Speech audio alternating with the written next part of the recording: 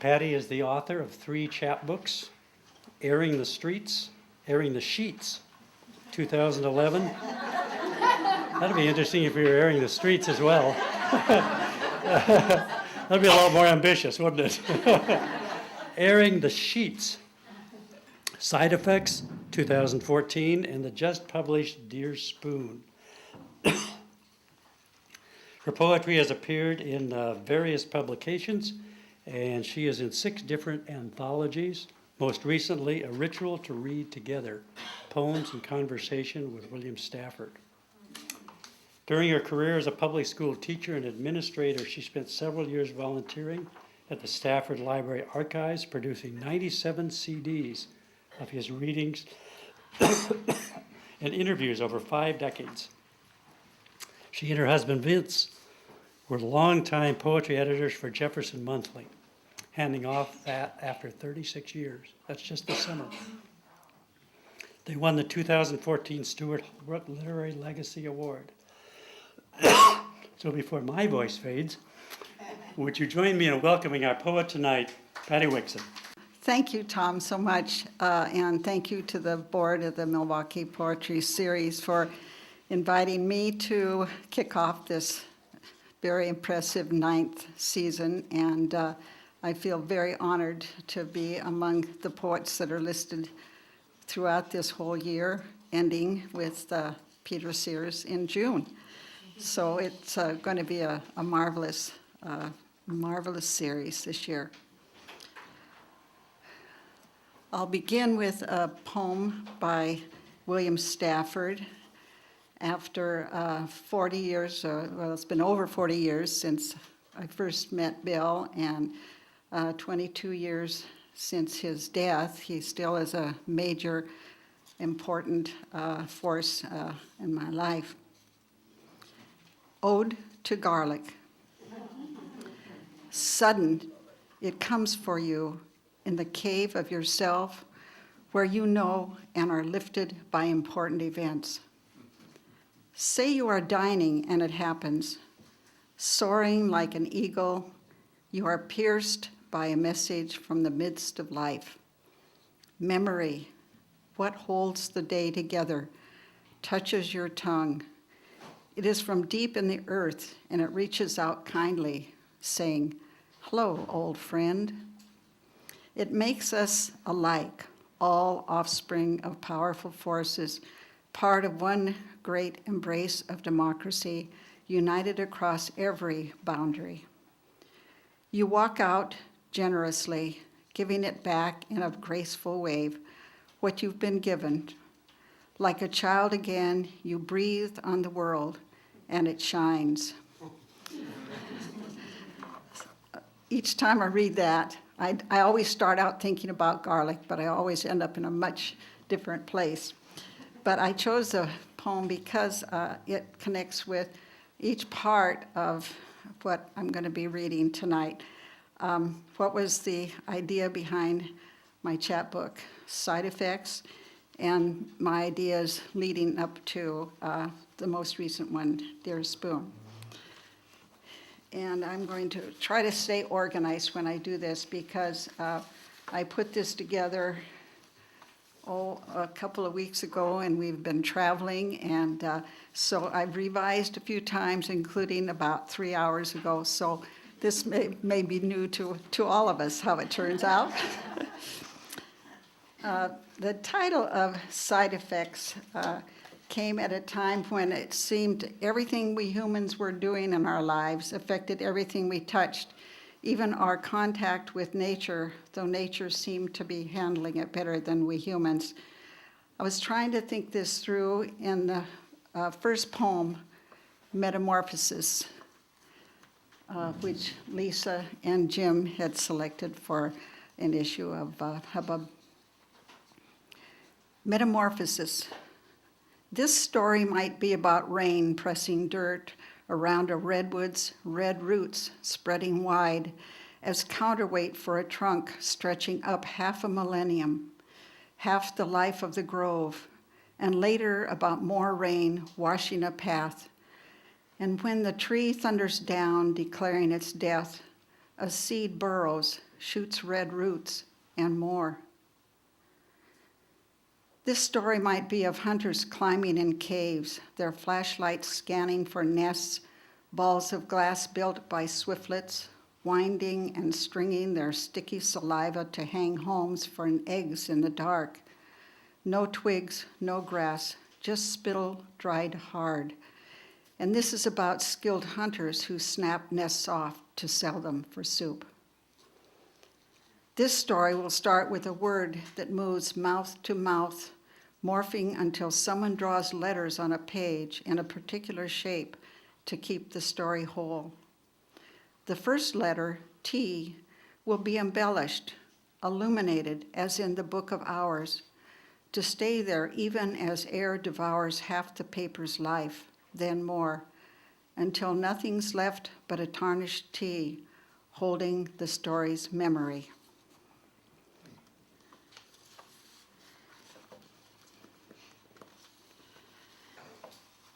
The effect of human contact with nature was particularly evident when my husband Vince and I were hiking in the Southwest, where we like to go almost every year. The photo on this cover was taken at Angel's Landing in Zion National Park, and you can see the effects of weather on the rocks through centuries and the disruption of climbing gear left by rock climbers.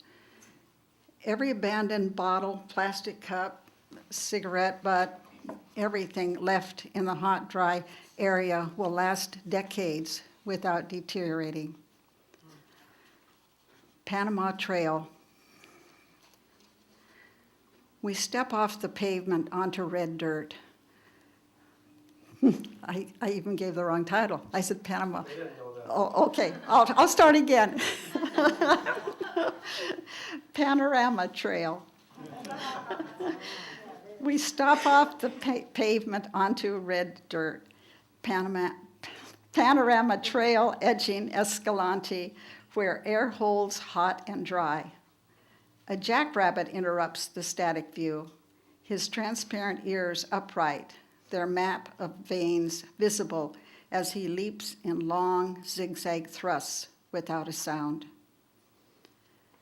Now a red-tailed hawk swings high, freezing the hair in place until its shadow flies away. Deep silence in this desert Eden where silt smothers footfalls. The trail guide says this hike will take us into slot canyons, past gray-white columns and red rock fins with seams of sandy shale sifting away perpetually as if the mountains were breathing, each breath blowing off another part. We listen for the exhale of our own breathing, distant, our legs not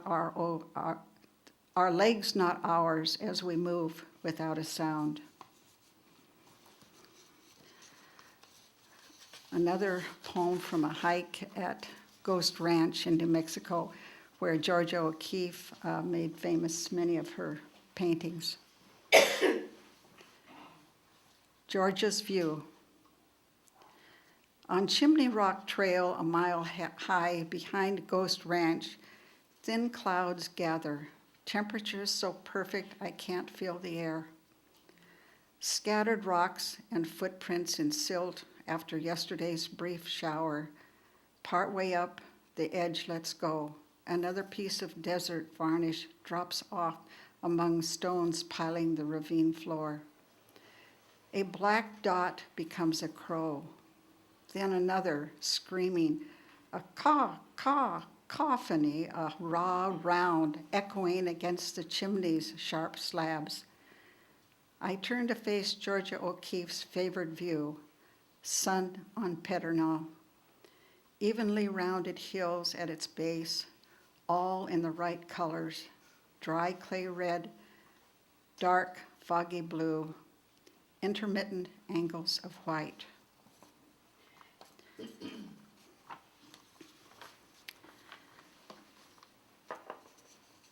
One of the themes that you'll hear tonight, I hope, is about relationships, learning about how people differ, people from different cultures.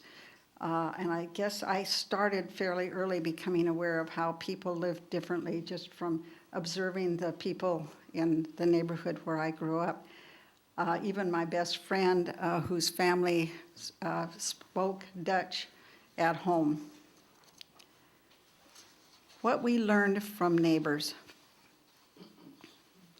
After school, my friend and I strapped on skates, raced past the first house, looking back for lights to see if Mrs. Ridpath was home and would likely have a dinner party soon. She'd call a cook who'd fill the sink and counter, and then call us to wash the pans and dinner plates and all the rest. Carefully, we'd clean off clotted juice from standing rib roast we'd never tasted.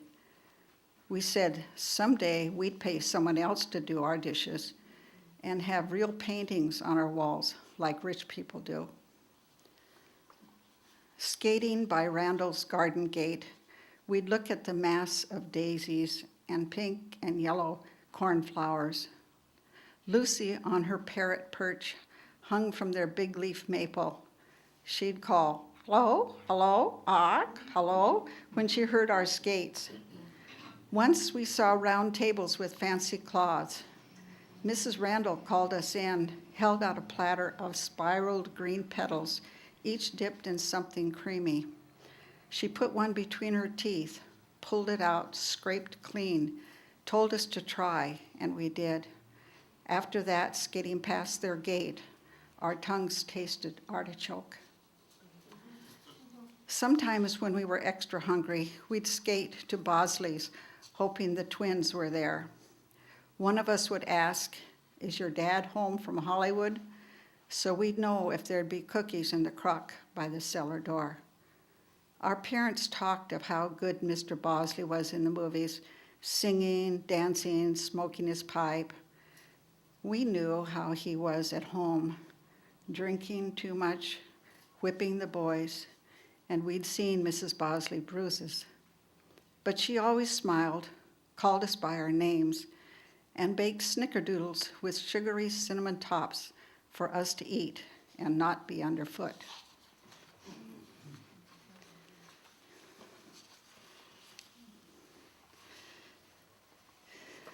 As a teenager, I realized how my thinking was changing by what I learned about other people.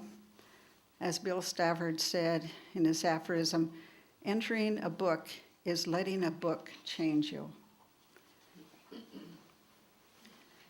On reading War and Peace.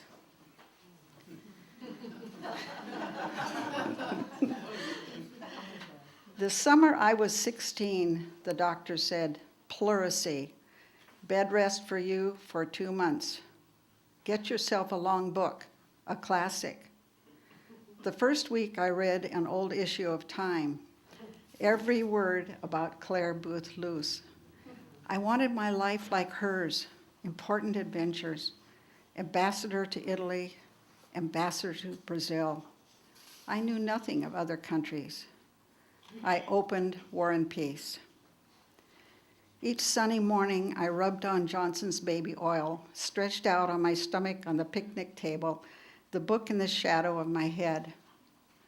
I shivered in snow and ice while my skin broiled.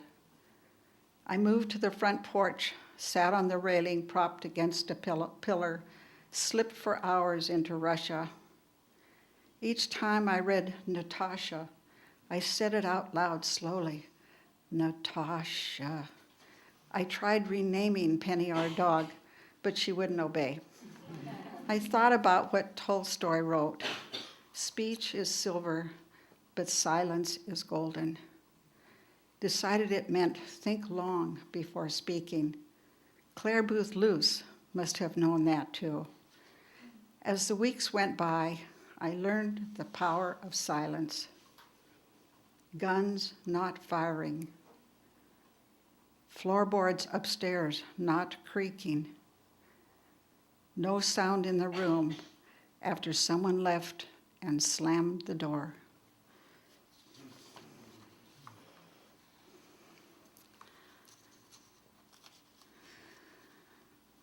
Am I going slow enough, Vince? Yes.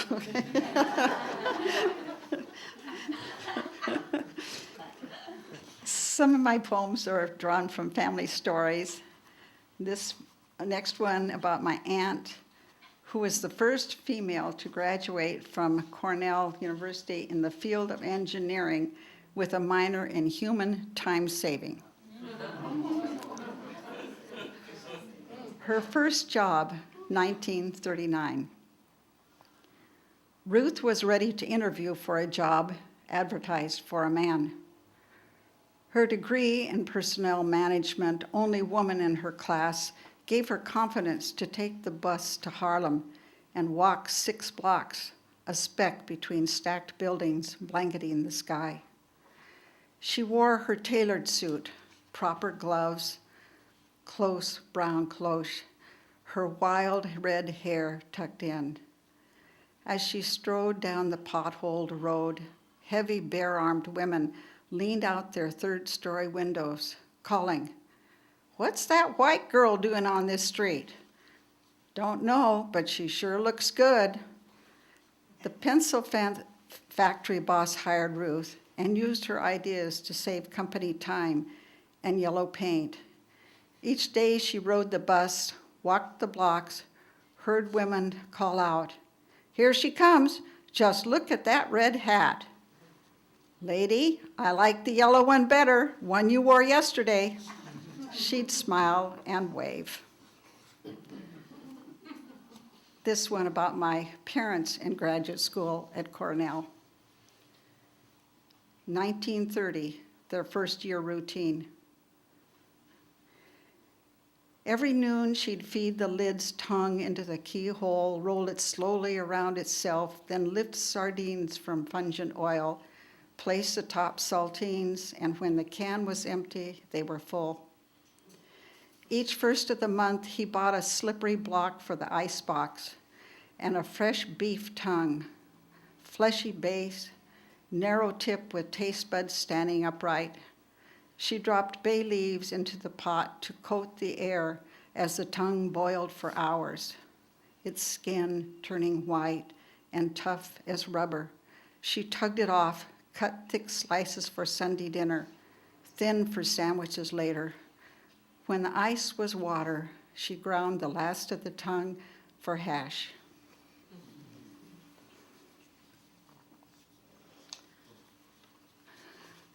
Going some years back to the next poem, The Women of Fort Vancouver, 1824. This poem was written after helping my oldest daughter, edit her archaeology dissertation. And one advantage of having half a dozen children is as they grow up and go to school and enter different professions and the professions of their spouses, a couple of them here tonight, and a grandson. So now with the grandkids and in college and graduate schools, and it's interesting jobs. So we just have a continuing education program in our house. One clarification for this poem, the word lil refers to a tiny pin. To the women at Fort Vancouver, 1824. Arriving that rainy winter, you were prepared to accept your place at dinner separate from Hudson Bay Company men. Unless your husband was pastor, then you'd sit with officials. No matter where you ate, you took care to remain a lady, with cheeks powdered with vermilion, hemmed skirts ankle high so rain wouldn't pull them into mud. You strung laundry to dry, leaving space to stoke the fire for boiling water, porridge, stew. For more than a century, Fort records noted each man, and later when archaeologists began to dig, they attributed all artifacts to men, recorded tiny lils screened from stratum 3 as used to pin men's ruffs, not knowing lils were brought by you for veils at special times. Notes left out, who tended the men and children, who washed, starched, pieced blankets from clothes too worn to mend. After you were gone, did everything you'd touched dissolve to earth? As scientists sifted, did they toss aside your fragments, miss traces of you altogether?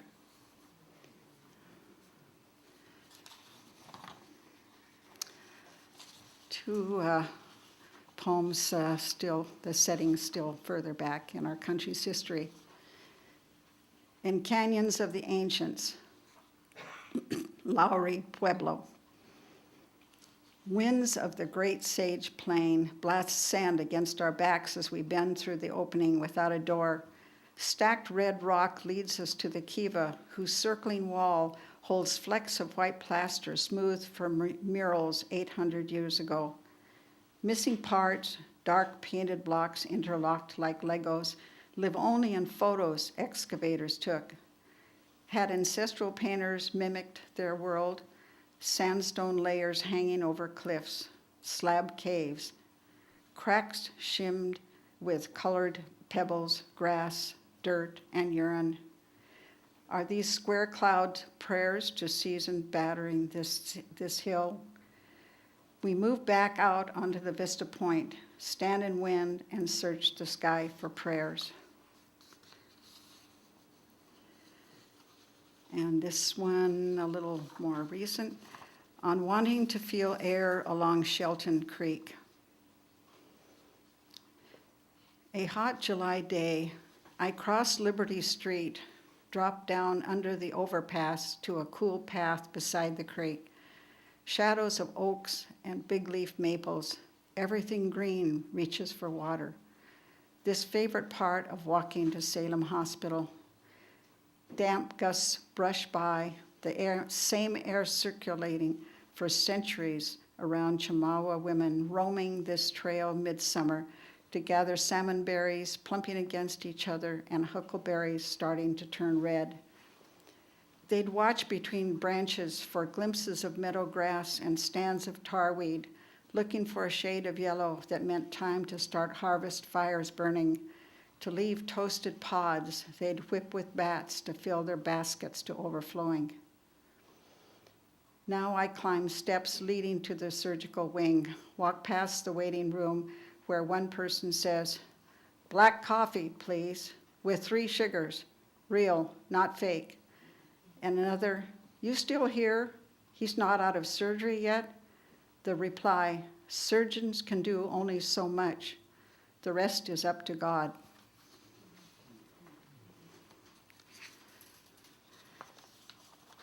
Many of you probably have friends who ask you if you're going to be writing a memoir for your grandkids. I'll bet you have, Pauline. My answers have always been, I put my memories in poems. This lets me off the hook with relatives who know my memories. My remembering an event may be just a trigger for words coming together for a poem. For growing up with siblings gives all of us different memories of the same event, differences in ages, relationships within the family, differences in what each of us paid attention to. As Stafford said, memories, what holds the day together, touches your tongue. Dear spoon, I feel the balance of the spoon, its slender neck between the heft of the cup and the long handle as I lift it from the suds, loosening a lump of oatmeal off its back. Then I slip my thumb into the bowl of a baby spoon to push out a dab of pablum. Next, I wash Grandma's Demitas spoons, wipe away tarnish remover from delicate detail, 3-colored British arms, Hawaiian palms, fat-kerneled ears from the Corn Palace, designs reduced to fingernails small. I remember our family's medicine spoon that measured exactly a teaspoon, the only one we washed twice, before and after using. Each time we had grapefruit, our dad gripped his spoon like a shovel, dug out sections moving clockwise, swirling the membrane together, pressing tighter and tighter, like streamers around a maypole. He would slurp up juice, scoop, and sip until all pink flesh was gone, then squeeze the rind together, looking for one last drop. On Sunday nights during the war, when sugar was rationed, Mother melted a square of bitter chocolate, sprinkled on a pinch of sugar, a tablespoon of cream. We took turns with the coffee spoon, dipping out a bite. Some of us stopped with one turn at the bitterness, but the next Sunday we'd try again, hoping to taste what triggered Mother's mmm.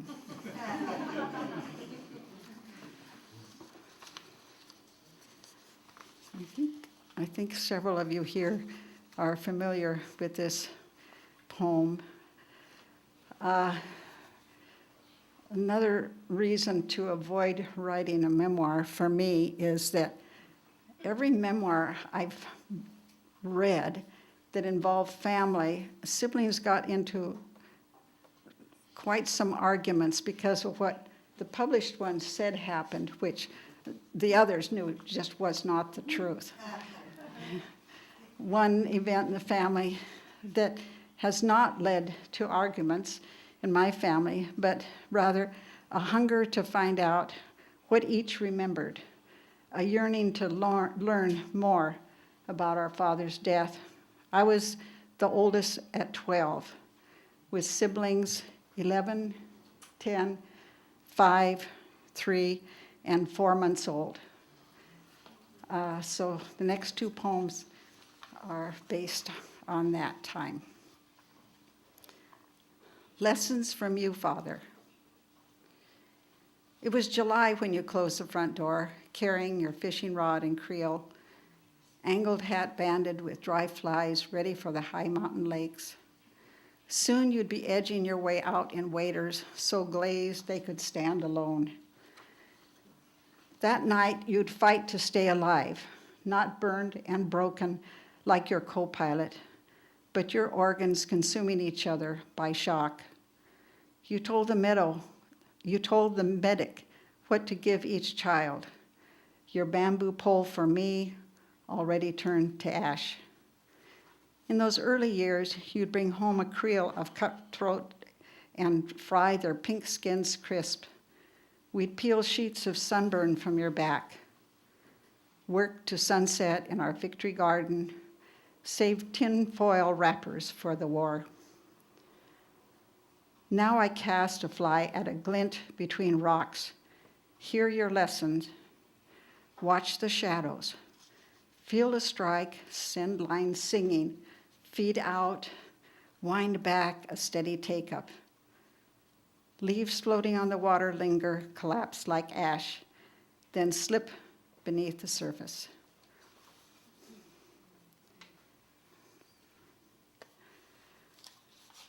At 12, the summer Dad died, neighbors brought a 3-layer cake, pink frosting flowers. Mother cut pieces. We took a bite, stopped. A taste like turpentine smells. Mother said, "Oh, they didn't know the cake cooled near wet paint." For summer, for school, I wore hand-me-downs brought by church women. One skirt and top fit perfectly. When a girl saw me, she squealed to someone by the lockers, "That's mine, don't look, I wasn't supposed to tell." Our doctor and dentist and orthodontist told Mother, "Don't worry, you won't have to pay for your kids." Once a month, I rode the Greyhound an hour and a half each way to tighten wires, fit my retainer. I was always afraid of losing my fare for getting home. To keep taking piano lessons, Mother arranged I'd clean the teacher's house until I got scared of her husband. Then Mother said, "You know enough now to teach yourself and the younger kids when their fingers can reach an octave." We got grounded after the Easter massacre when policemen ran across our alley, down the hill, lay flat, aiming rifles at the grain elevator. We crept right behind them so we could see who they were shooting at. Okay, now a little more serious talk about food. I'll begin with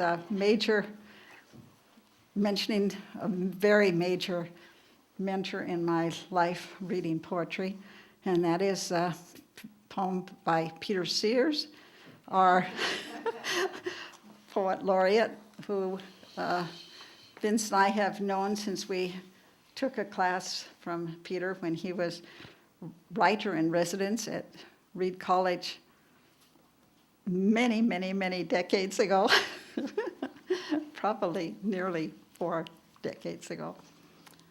Peter's poem, Blue Meatloaf. I would respect myself more if I didn't talk to myself so much of the time. I don't mean out loud, I mean in my head, blah, blah this, blah, blah that, as if I'm to add a running commentary to everything. What a waste.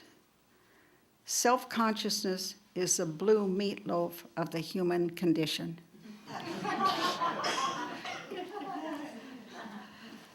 So, about this book, Dear Spoon, which, by the way, I was really happy to see these watercolors up here because watercolors can be so different. And this is a photo of a watercolor by Robert DeVoe, and we love his work. Anyway, this idea got started over having several years in which adult children and siblings and grandsons like Grant would ask me to send them emailed recipes from some member of the family, like the marinade used for the Thanksgiving turkey. And so I decided, okay, rather than just keep printing some of these off again and again on the printer or emailing them, I just gather some together and see if I couldn't just put them together to give to family. Well, at about that time, the 5 women in my poetry group started teasing me about the frequency that food appeared in my poems. So I decided, oh, okay, I'll just put it all together, see what happens. While making lemon meringue pie, as I level a cup of silky flour, I remember sliding my fingers up a stalk of wheat to its prickly head, dusty breath in the harvest truck, light beams scanning the air with each bump, the moon sliding up rounded Palouse hills. Pressing a lemon into the grater's teeth, I feel pungent zest and thoughts of a movie, a Palestinian widow defending her lemon grove, a single inheritance from her grandparents, Israel's defense minister planned to bulldoze. When I cracked 4 eggs, 2 buffs, 2 blue, I remember mornings scattering corn across the orchard floor and dark nights counting chickens as they hurried in, safe from foxes and red-tailed hawks. When I open the oven door, a hot rush sends me back to high desert winds of Captain Jack's stronghold as we crawl from lava caves, hearing that Mount St. Helens just erupted, billowing pumice, ash, molten lava to stiffen into tubes like these. I pull out the pie precisely when peaks of meringue turn the color of grizzly hills in late August, toasted tawny in afternoon sun before wildfire burns them black.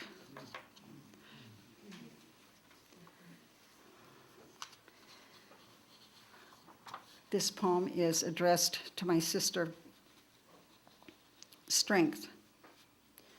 Remember our old kitchen stool, Sally, the one with the red back and fold down steps, its parts held together by rust, how little brother Lowell felt taking down Cheerios, pouring some in a cup and spilling just a little sitting on the bottom step to eat. Remember how we decided to can peaches when Mother was away?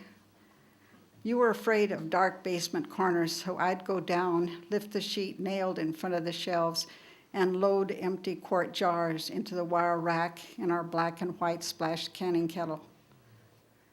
The stool seat held the heavy box of fruit near the stove. I'd pick out 5 peaches at a time to plop into simmering water. We'd watch fuzz boil off, smell the ripeness fill the air.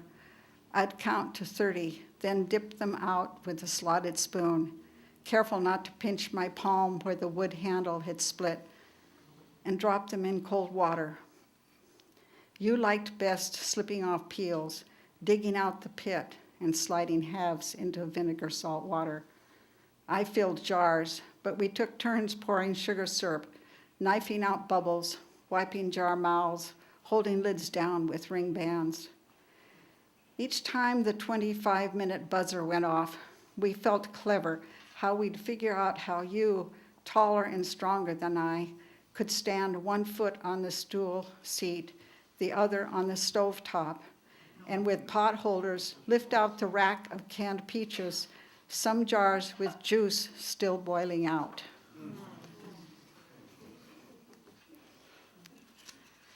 The 5 generations of my family that the recipes come from, beginning in about 1900 to the present, there's only just about a half dozen poems that actually are closely connected to recipes. One for soup, one for pickles. High desert staples, 1. Oregon Route 31 skirts the mountain edge, turns the road from high desert into Main Street in Paisley. 1 gas station, a cafe with a single table and formica counter where a truck driver sits, dips fresh bread in his bowl. The cook wears a dish towel tied to her seat, says, "It's Cabbage Patch soup today," brings us bowls of steaming tomatoes, cabbage, and corn. "Grew this all myself, picked some this morning, even butchered the steer a while back, trimmed so lean I have to use butter to brown." 2. Exit 294 takes us to stacked rock remnants of Montezuma Castle, a cliff house 5 stories high, built 800 years before this land became Arizona. Miles away, we pass the sinkhole Sonoguas used to make water trails to their crops of beans, squash, and corn. I steady binoculars to search for handholds up steep walls to storerooms, feel rocks used to grind corn, moisten and flatten for the next meal. 3. Petroglyphs on limestone in Nevada's high desert hold etchings over 14,000 years old. Clusters of geometric designs, older than obsidian points near Paisley. Elders from nearby tribes say the lines might be lightning or shapes of clouds, maybe the Milky Way. But I see giant stalks with opposing long leaves beneath rows of fat kernels of corn.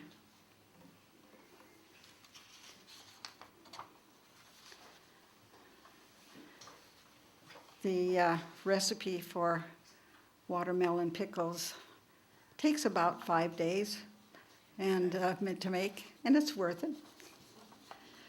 The weight of political correctness is wrapped around the watermelon in the trunk of the car, with a towel tucked against each curve, headed for the beach. A copy of Reflections on a Gift of Watermelon Pickles on the seat. I'm thinking of seeds and spitting contests at family reunions. Cold watermelon ready on the picnic table, where we learned to stretch out our chins to keep drips of melon from staining our shirts as we tried to beat the boys, but never were as good at curling our tongues and launching seeds with breath far enough to win. We dumped rinds in a bucket to carry to the kitchen for the tedious tasks of trimming off pink and green, leaving only white for watermelon pickles, remembering too that later fear of being judged when 2 young black men, newly married into the family, saw melons lined up, afraid they'd think we'd planned watermelon because of them. But they spat with the rest of us, chewed rinds clean, ready for the 5-day process, measuring oil of cinnamon, oil of cloves, and counting drops of green to restore color we'd cut off.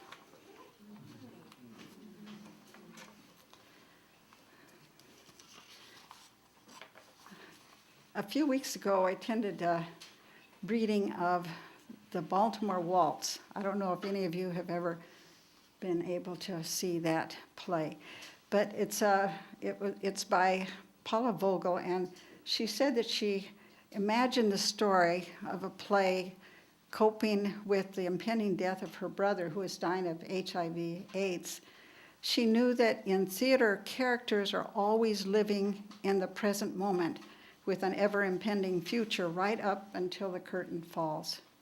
She named the central character in the Baltimore Waltz after her brother Carl, so he would be in the present tense for as long as the play is read or performed.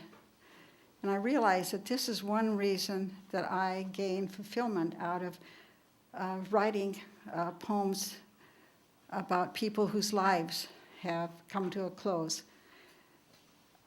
So it's the same idea each time while I'm working on the poem or when the poem is finished, and each time I read it, then I think about that person.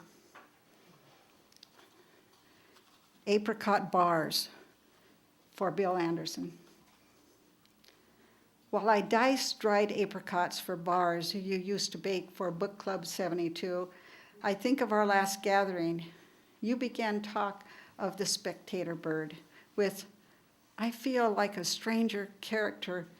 I feel like a Stegner character opening the map of my final route. Then told another of your stories of teaching in a lobstering town. The mayor got sick, couldn't call Wednesday night. You substitute plucking and shouting letters and numbers from the whirling cage. Bingo was illegal, but the whole town was there for Beano, including Noreen, who played 8 cards at once, didn't use markers. Everyone knew when she hollered Beano, what she read would exactly match the master list. As I pressed shortbread into the bottom of the pan, I remember your hand pressing goodbye, our tears whispering thanks for a long friendship. Now I thank you again for this recipe, reminding me how you grinned at your ability to cut clean-cut bars and dust powdered sugar evenly to the very edges.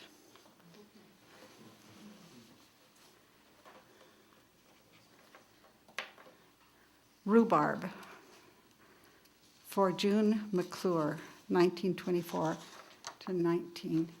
to 2014. My grandfather told me the story of how the baby arrived months early. He wrapped her in a dish towel, laid her in a shoebox near the kitchen stove. She wouldn't suck to make her mother's milk come. He boiled cow's milk, cradled her close while it cooled, then ran his finger under her chin to try to help her swallow. A few drops slid down, but came right back up. After 3 days, he tried goat's milk. She wouldn't swallow, wouldn't suck. Each time whimpers came from the shoebox, the older girls asked to try goat's milk again.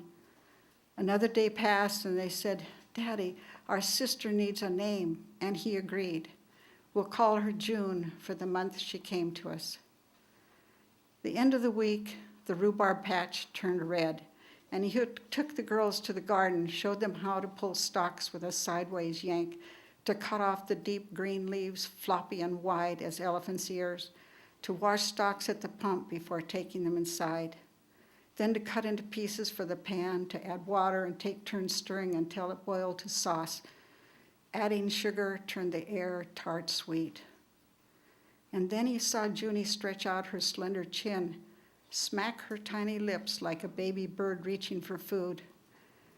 Grandfather told me he felt certain Junie wanted rhubarb. He quickly filled the dropper with cool sauce, and Junie's mouth grabbed hold. She sucked and swallowed. Everyone gathered to see if it would come back up. When it didn't, they took turns giving her a tiny bit more.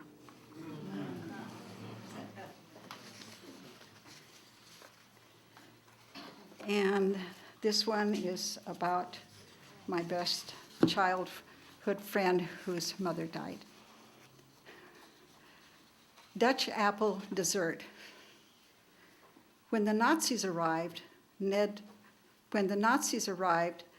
fled with her cello to America and joined the symphony. She learned English from scores, transcribed photo captions. Nell had never cooked, but read cookbooks in Dutch, then English. She hired Myra, who couldn't read, but cooked from scratch by instinct. And when it was time to think about dinner, Nell showed Myra a picture and said, "Let's make that." And they'd laugh and begin. Nell sat on a tall stool and read ingredients. Myra mixed, and when Nell remembered a taste from Holland she hungered for, she'd describe it and they'd begin to experiment. If it turned out right, Nell wrote ingredients on a recipe card in careful cursive. This one, squeeze the topping together until the texture feels right. Decades of smeared instructions, shred edges, dropped parts off altogether, but I fill in from memory. Pat topping tight to the sides. Bake until juices leak out.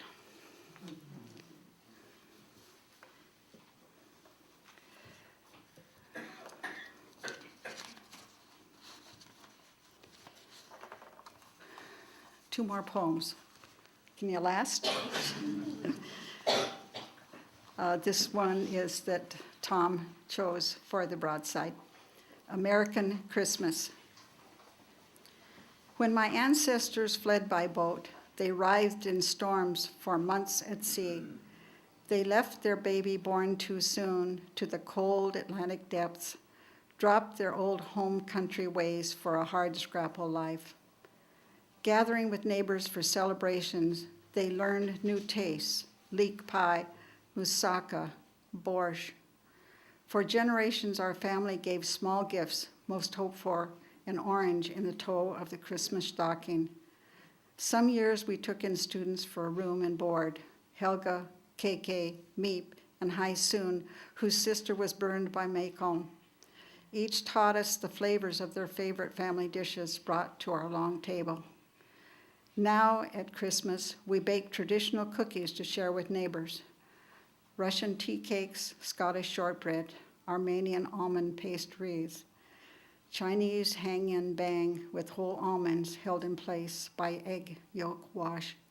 A favorite is Helga's German gingerbread Santas with stiff white frosting and red cinnamon eyes.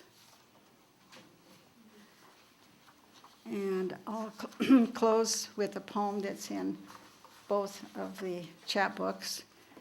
And I think probably anyone who's ever heard me read has heard this one.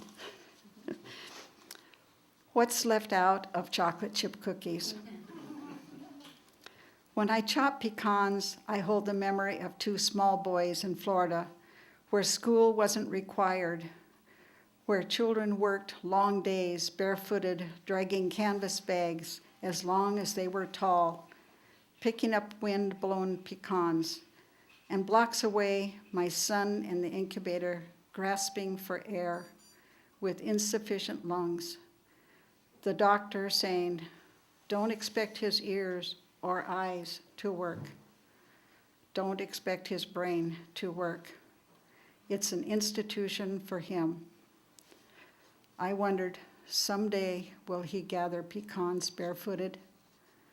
But now smells of melting chocolate, brown sugar, toasting pecans draw him to the kitchen to ask, "Did you use eggs my chickens laid?" Thank you all for coming.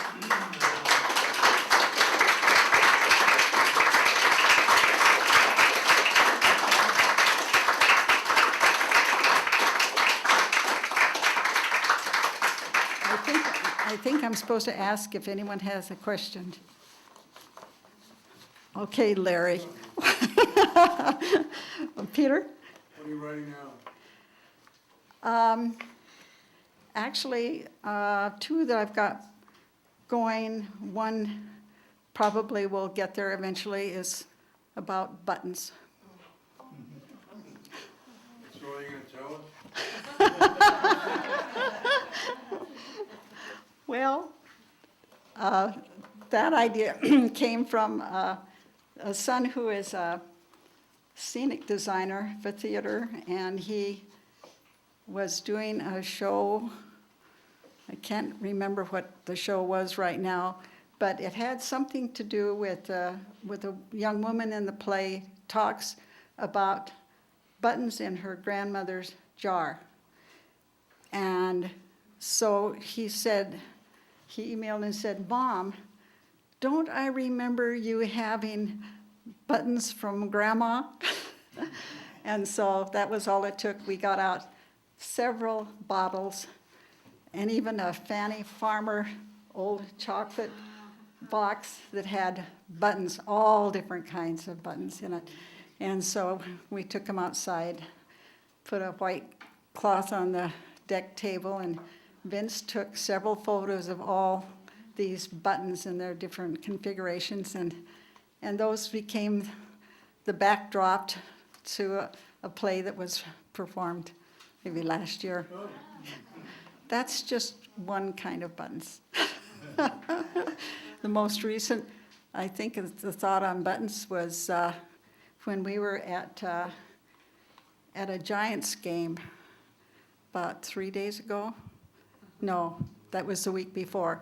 Anyway, we got into the elevator to go up, and instead of being crushed by the masses of people going up, and one of the ballpark workers came right up behind us and pushed in as the door was closing, and there was a worker sitting on a stool, just like old-fashioned elevators, and he was handling where the elevator was to go, and this other guy pushed in, and he was a worker, he had on his tag and everything, and he reached over to press a button, and the guy just said, "Don't you touch my buttons."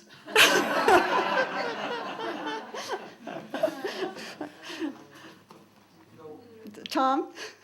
So on your outdoor poems, Yes. and your locale ones, how soon after you've been there do you write those?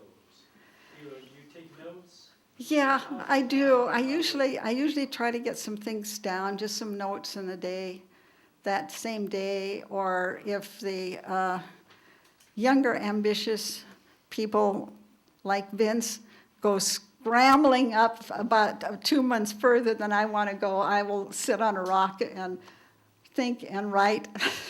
But usually I take notes fairly soon.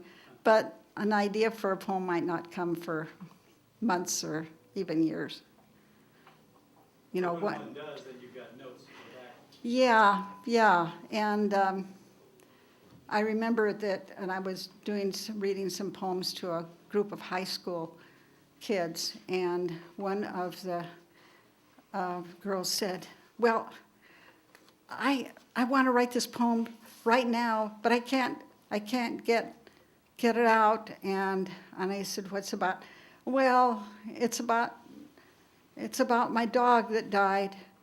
And I said, "Well, I think you probably just need to give it a little more time, get a little more distance from it." And I had read a poem about my father's death, and she said, "Well, what about that one? How soon after that happened did you write that poem?" And I said, 50 years. So, yes. I hope you don't let your friends talk you out of writing about food. Because that one poem you wrote about the graduate students, it reminded me of something that I haven't thought about for 60 years or so, which is my mother used to make tongue as a Sunday dinner. And you just described the way it looks, but you can't quite describe how I really didn't like it as a woman. It was mostly the feel of the tongue part sticking up, wasn't it? If you got the underneath part, which is more texture, but if you got the texture of all those taste buds sticking up, that kind of spooked you out, yeah.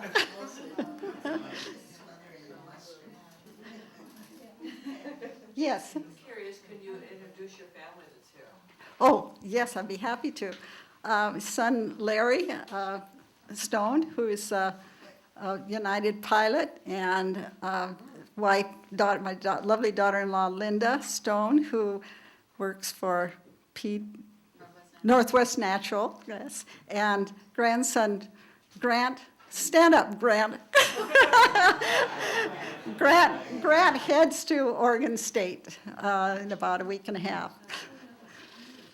And he's in a long line of great graduates. Last spring, we had 5 graduations to attend. All the way from Fort Worth, Texas to Grants in Portland and one in Salem. So, anything else? Yes? Do you have a writing process that you do on a regular basis? Those chuckles were from my husband. Okay, my process is that I usually wake up with an idea and write stuff down. You know, the old pad by the bed, if I remember to put a pad by the bed. And, well, that's true, Larry. And they'll make notes, and then I'll add them to them, and then I may go to the computer and type it out, and then I leave it on the desk.